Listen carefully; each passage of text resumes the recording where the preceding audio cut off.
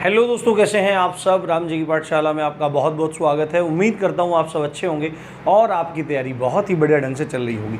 दोस्तों, मैंने बोला था कि 12 बजे से पहले वीडियो आ जाएगी और अभी मतलब 12 बजने में लगभग आधा घंटे के आसपास शेष है, तो पूरी कोशिश में हूँ कि आपको वीडियो मिल जाए। शाम को भी वीडियो दूंगा, ताबड़तोड़ 31 तारीख तक छोड़ूंगा नहीं भाई साहब। जो वादा किया है वादा पूरा करूँगा। सब चीज़ों पर काम चल रहा है। संभवतः 1-2 दिन में आपका डिजिटल बोर्ड का भी इंतजाम हो रहा है, व्यवस्था चल रही है, तो उसकी व्यवस्था भी हो जाए भगवान की कृपा से। तो अभी हम 4 योजनाओं को पढ़ने वाले हैं शाम को। आज ये टॉपिक पूरी तरह से ख़त्म हो जाएगा, स्वास्थ्य योजनाओं वाला, और कल से दूसरा टॉपिक पे हम चल देंगे। तो अच्छे प्यार देते रहिए, पढ़ते रहिए, शेयर करते रहिए। एक बार स्क्रीनशॉट इसका ले लो आप।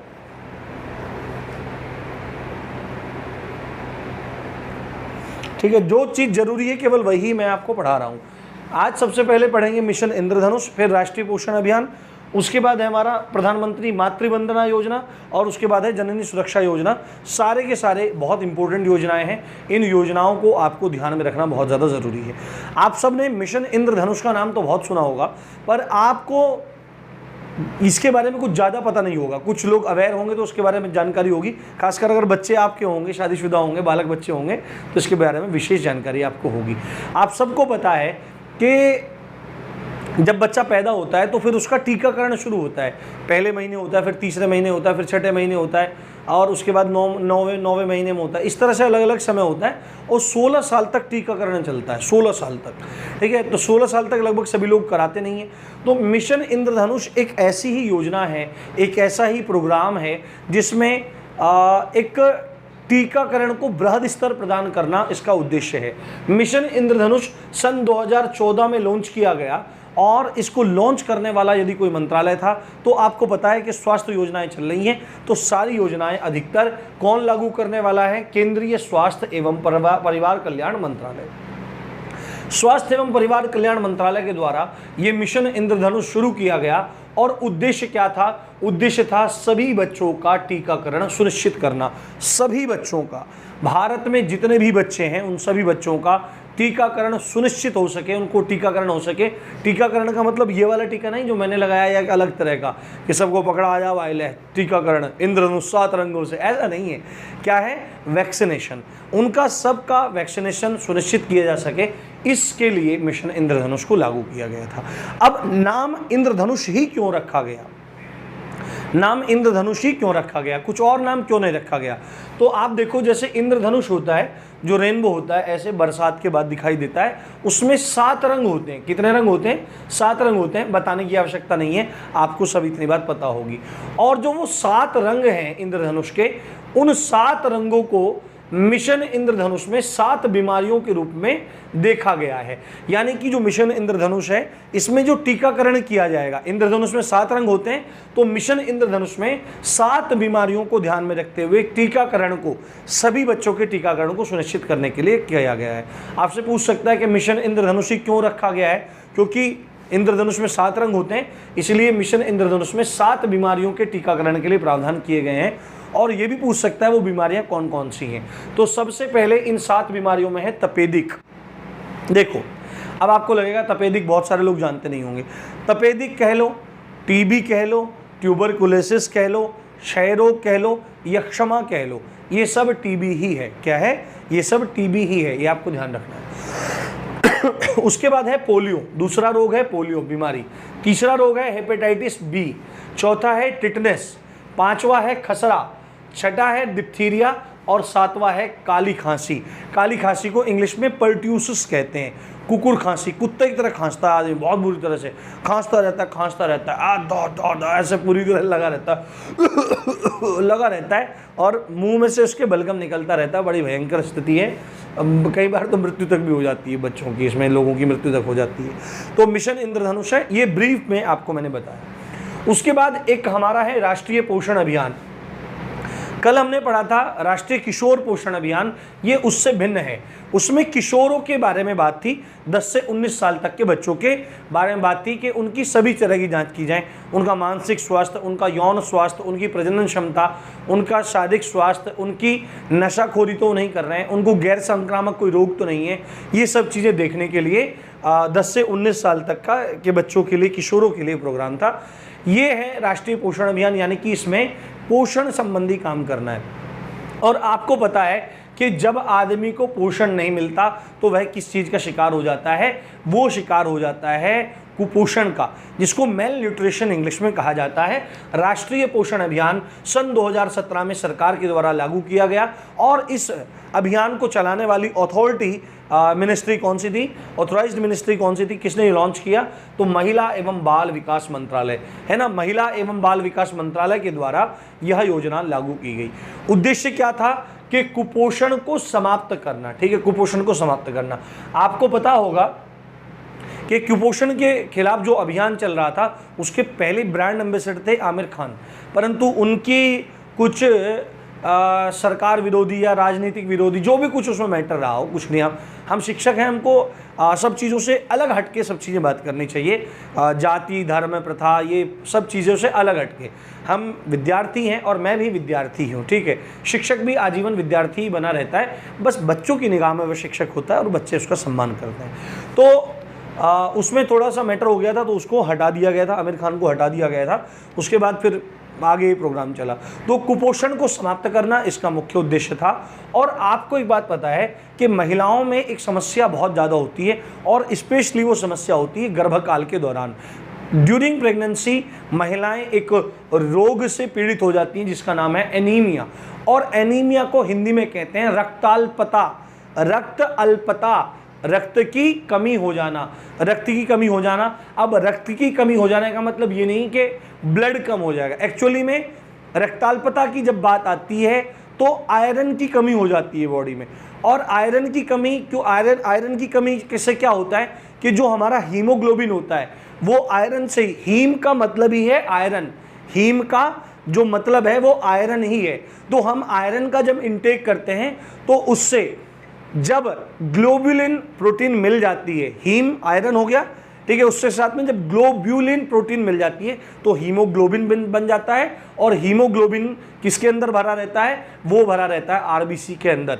आरबीसी का लाल रंग वो हीमोग्लोबिन के कारण ही होता है और आरबीसी ही ब्लड का एक सबसे इंपॉर्टेंट घटक माना जाता है। तो माना जाता है कि भाई आयरन की कमी हो गई, इसका मतलब रक्ताल्पता हो गई, एनीमिया हो गया।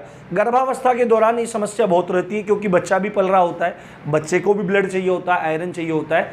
और जब पीरियड्स होते हैं, जब मंथली मेंसेस होता है महिलाओं में, तो उस समय भी क्या होता है, जो रक्त है उसका स्राव होता है, तो उस समय भी ये कमी हो जाती है।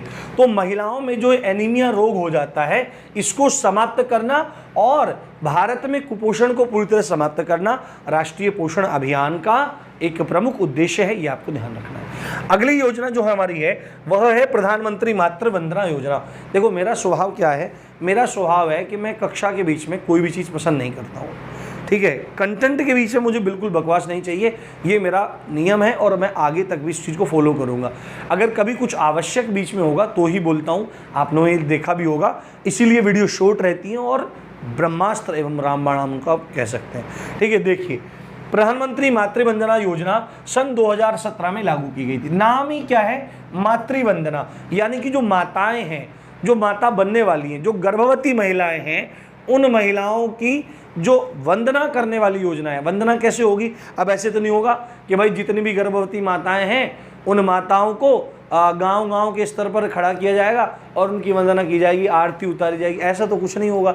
एक्चुअली में इसका मतलब ये है कि जो उन महिलाओं की ज़रूरतें हैं, चाहे उनकी पोषण संबंधी ज़रूरतें हों या उनकी अन्य कोई ज़रूरतें हों, उन पोषण संबंधी एवं अन्य ज़रूरतों को पूरा करने के लिए उनको एक अनुदान देना, उनको आर्थिक सहायता प्रदान करना, यहाँ पर मातृवंदना से ये पर्याय निकल के आता है, ये मतलब निकल के आता है। कई बार हो सकता है मेरे मुंह से भारी भरकम हिंदी के शब्द निकल जाते हैं, पर ये चीज़ें अब बहुत ज़्यादा दुर्लभ भी हैं दोस्तों। इतना मतलब ऐसे शब्द हिंदी के सुनना बंद हो गए, आजकल तो इंग्लिश में ही ज़्यादा लोग बोलना पसंद करते हैं। पर राम जी की पाठशाला पर आपको हर तरह का टेस्ट मिलेगा, हर तरह का नहीं, गलत टेस्ट नहीं मिलेगा, समझ जाना। तो उद्देश्य क्या है, उद्देश्य क्या है कि जो गर्भवती एवं स्तनपान कराने वाली महिलाएं, यानी कि जो गर्भवती महिलाएं हैं और दूसरी जो स्तनपान करा रही हैं, अपना दूध पिला रही, फीडिंग कर रही हैं, बच्चों को दूध पिला रही हैं, ऐसी महिलाओं के साथ में क्या रहता है कि पोषण की बड़ी समस्या रहती है। वो खाएंगी, अब दूध पिलाने वाली है, वो खाएगी, और वो सब दूध बन जाएगा, पोषण जितना भी होगा सब बच्चे को मिल जाएगा, वो तो उसका भी पोषण अधूरा रह जाएगा और कहीं ना कहीं बच्चे पे प्रभाव पड़ेगा। और गर्भवती महिला को तो चाहिए ही होता है, बच्चा बन रहा होता है शरीर में। भाई माता जैसा कोई नहीं होता, इस बात का ध्यान रखना चाहिए, माता जैसा कोई नहीं होता। तो जो गर्भ है, गर्भ जो होता है, माँ अपने शरीर में से दूसरा शरीर प्रकट करके देती है, ये बहुत बड़ी महानता माता जी की है। अनेक गुण है माताओं के, माता का कभी पार नहीं पाया जा सकता। इसलिए हमेशा अपनी माता जी का सम्मान करो, उनके चरणों में रहो। थोड़ी बहुत नोक-झोंक तो प्यार में होती रहती है, उसकी तो बात कुछ नहीं, पर कभी भी हृदय से कभी अपने माता पिता का अपमान मत करना, ठीक है। तो गर्भवती एवं स्तनपान कराने वाली जो महिलाएं हैं, उनकी पोषण संबंधी वित्तीय सहायता प्रदान करना है ना, उनकी पोषण संबंधी आवश्यकताओं को पूरा करने के लिए, उनकी आवश्यकताओं को पूरा करने के लिए वित्तीय सहायता प्रदान करना, ये इस योजना का प्रमुख उद्देश्य है। सहायता कैसे कि भाई प्रत्येक महिला को 6,000 रुपये दिए जाएंगे। इस योजना के अंतर्गत यदि कोई महिला गर्भवती है या स्तनपान करा रही है, बच्चे को दूध पिला रही है, तो ये देखो लाभ की चीज़ है, सरकार फायदा दे रही है। अब खा जाते हैं लोग, स्वास्थ्य कर्मी खा जाते हैं, अधिकारी खा जाते हैं पैसा, तो इन चीज़ों को जागरूक होकर लेना चाहिए। और यदि आप लेखपाल जब बन जाओगे तो इनको दिलाना चाहिए, हक है लोगों का, ठीक है। अब जो हरामी होगा, पैसा वैसा कमाने वाला होगा, वो वहीं से कमा जाएगा। देखो ये सब अनुदान आएगा, सब लपेट जाएगा यहीं से ही, ठीक है। ऐसे होता है भ्रष्टाचार। तो 6,000 रुपये दिए जाते हैं। तो 6,000 में से जो 5,000 रुपये हैं वो 3 किस्तों में दिए जाते हैं, ठीक, 3 किस्तों में दिए जाते हैं। और जो बाकी के 1,000 रुपये रह जाते हैं वो संस्थागत प्रसव के बाद, यानी कि जब आप सरकारी अस्पताल में, सीधी सीधी बात है, चाहे वो जिला स्तर पर हो, ब्लॉक स्तर पर हो, ग्राम स्तर पर हो, वो कहीं भी है, यदि आप सरकारी अस्पताल में जननी सुरक्षा योजना के अंतर्गत रहते हुए संस्थागत प्रसव कराते हैं, कम्युनिटी हेल्थ सेंटर में जाकर, जन स्वास्थ्य केंद्र पर जाकर आप प्रसव कराते हैं, डिलीवरी करवाते हैं, बच्चा पैदा करते हैं, इससे आसान नहीं बोल सकता हूँ, बच्चा पैदा करते हैं, करवाते हैं, तब आपको ये 1,000 रुपये प्रदान किए जाते हैं। ये बात आपको ध्यान रखनी है। बात समझ में आ रही होगी, मजा आ रहा होगा। अब अगली है जननी सुरक्षा योजना, सन 2005 में चलाई गई। जब हमारा NRHM चलाया गया, नेशनल रूरल हेल्थ मिशन, राष्ट्रीय ग्रामीण स्वास्थ्य मिशन, सन 2005 में ही ये लागू हुआ। तो इसी मिशन के अंतर्गत एक बहुत ही महत्वपूर्ण योजना चलाई गई, जननी सुरक्षा योजना। बहुत सुंदर योजना केंद्र सरकार के द्वारा चलाई गई, जननी सुरक्षा योजना। देखो हमेशा क्या रहता है, सरकार में बस चेहरे बदलते हैं, वास्तविकता में जो कार्य करने वाले लोग होते हैं वो ब्यूरोक्रेसी होती है। IAS लोग होते हैं ना, वो सचिव होते हैं अलग अलग मंत्रालयों में, और IAS हमेशा IAS ही होते हैं, ठीक है। ये योजना है जो सब आपके पास पहुंचती हैं, सरकार मात्र इनका चेहरा होता है। हाँ, सरकार की एक खास बात ये हो सकती है कि उनका क्रियान्वयन थोड़ा सा अच्छा हो सकता है, बेहतर हो सकता है। बाकी जो मुख्य कार्य है वो ब्यूरोक्रेसी ही सब करती है और वही अधिकारी सब लोग काम करते हैं। अब लोग कहते हैं कि भाई अभी की वर्तमान जो सरकारें चल रही हैं इसी में सबसे ज़्यादा लाभ हो रहा है, ऐसा नहीं है। पहले की सरकारों ने भी बहुत अच्छे काम किए हैं और उसका एक बहुत सुंदर उदाहरण जननी सुरक्षा योजना भी है, ठीक है। जननी सुरक्षा योजना सन 2005 में लागू की गई है, ये आपको बहुत अच्छे से इसमें ध्यान रखना चाहिए। यहाँ पे देखो उद्देश्य क्या है, उद्देश्य है, नाम से ही पता लग रहा है, जननी सुरक्षा योजना। क्या नाम है? जननी सुरक्षा योजना। यानी कि जो जनन करेगी, जो बच्चे को जन्म देगी, जो जन्मदात्री है, उसकी सुरक्षा करने के लिए योजना है। और उसकी सुरक्षा कैसे होगी? देखो पहले क्या होता था, आज भी बहुत गांव में स्थिति है कि घर में ही प्रसव होता था। क्या होता था कि मतलब जैसे गर्भवती स्त्री है और उसकी डिलीवरी होनी है तो गांव में दाई आ जाती थी और दाई ज़बरदस्ती जोर लगवा के, महिलाएं ज़बरदस्ती जोर लगवा के, या और भी कोई क्रिटिकल कंडीशन बन रही है तो तब भी ज़बरदस्ती जोर लगवा के दिक्कत हो जाती थी, ब्लीडिंग ज़्यादा हो गई तो महिलाएं जो थी, गर्भवती महिलाएं जो थी, तो बच्चे को जन्म देते हुए बहुत ज़्यादा मृत्यु उनकी होती थी और बच्चे भी उस समय मर जाते थे। तो ऐसी इस अनसेफ कंडीशन में जब प्रसव होगा तो माता और बच्चे को दोनों कष्ट रहेगा, उनको खतरा बना रहेगा। और हिंदुस्तानी जो फिल्म इंडस्ट्री है, जो उनके नाटक चलते हैं, उनमें तो बहुत ज़्यादा ऐसे नाटक चलते हैं कि माँ मर गई, बच्चा मर गया, ये हो गया, वो हो गया, फलाना दिमाग का। तो इन चीज़ों से थोड़ा बचना चाहिए, ये बेकार की चीज़ें दिमाग खराब करते हैं। तो मातृ एवं शिशु मृत्यु दर को कम करने के लिए, यानी कि प्रसव के दौरान माता की मृत्यु का रिस्क कम हो जाए, बच्चा भी ना मरे और माँ भी ना मरे, उन चीज़ों को कम करने के लिए ये योजना चालू की गई। दूसरी बात है, जो लोग कहते हैं घर में ही डिलीवरी होनी चाहिए, इस प्रॉब्लम को भी समाप्त करने के लिए इस प्रॉब्लम को भी समाप्त करने के लिए संस्थागत प्रसव, कि भाई अस्पताल में डॉक्टर के निर्देशन में जाके आप प्रसव कीजिए, संस्थागत प्रसव आप कीजिए। संस्थागत प्रसव को बढ़ावा देने के लिए ये योजना लागू की गई, ये आपको ध्यान रखना। लाभ क्या क्या है इस योजना के? लाभ है कि जो गर्भवती स्त्री है उसको 6,000 रुपए जननी सुरक्षा योजना के माध्यम से दिए जाते हैं। और यदि वह महिला, अब गर्भवती स्त्री है, उसने जननी सुरक्षा योजना के अंतर्गत आशा के माध्यम से, आशा होती है ना, बताऊंगा इनके बारे में, जो महिलाओं का यही सब काम कराती हैं, पंजीकरण कराती हैं, चेकअप करवाती हैं, उनको योजनाओं के लाभ दिलवाती हैं और उनके प्रसव में सहायता करती हैं, तमाम सारे काम करती हैं। तो आशा के माध्यम से जब क्या होता है, इनमें रजिस्ट्रेशन हो जाता है तो 6,000 रुपये उस महिला को दिए जाते हैं जो गर्भवती है।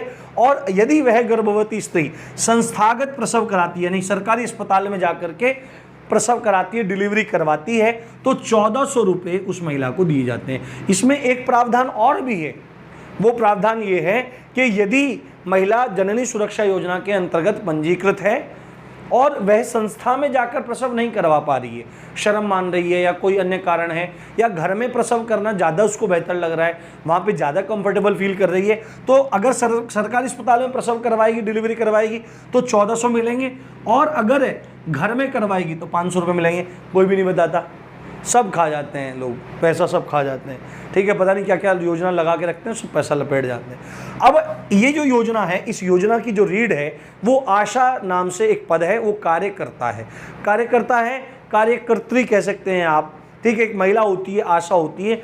आशा जो शब्द है, नाम से पता लग रहा है आशा, महिलाओं के लिए आशा है, परंतु जो शब्द है वो है ASHA, और इस ASHA का मतलब क्या है? एक्रेडिटेड सोशल हेल्थ एक्टिविस्ट, है ना, एक्रेडिटेड सोशल हेल्थ एक्टिविस्ट।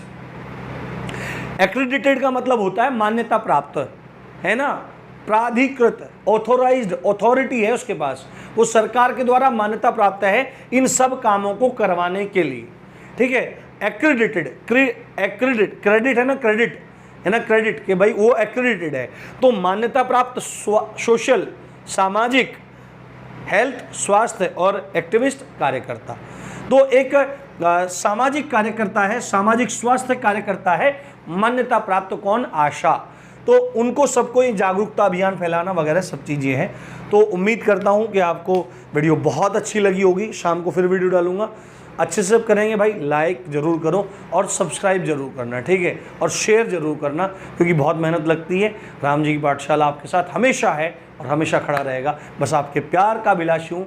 जय हिंद, जय भारत।